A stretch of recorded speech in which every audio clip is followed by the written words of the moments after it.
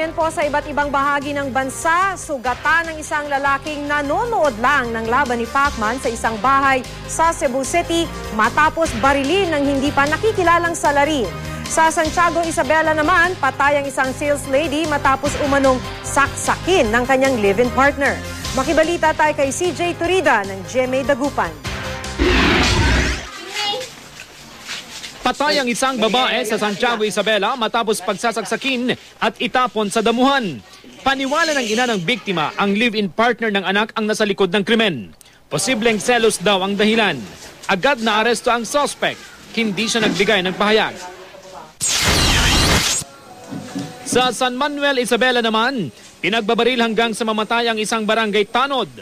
Nagpapahinga lang daw ang biktima sa kanyang bahay ng barilin ng di pa nakikilalang lalaking nakamotorsiklo. Sa Quezon, Nueva Ecija, dead on the spot ang isang babae habang kritikal ang kanyang asawa ng pagbabarilin at pagnakawan sa kanilang bahay. Blanco pa rin ang pulisya sa pagkakakilanlan ng mga responsable sa krimen.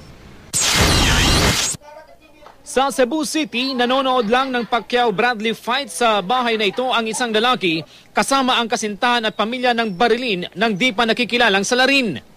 Kwento ng mga saksi, bigla na lang pumasok sa bahay ang gunman at agad tumakbo palayo matapos ang krimen.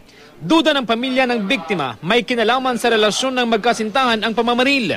Hindi raw kasi idinamin ng suspect ang girlfriend ng biktima.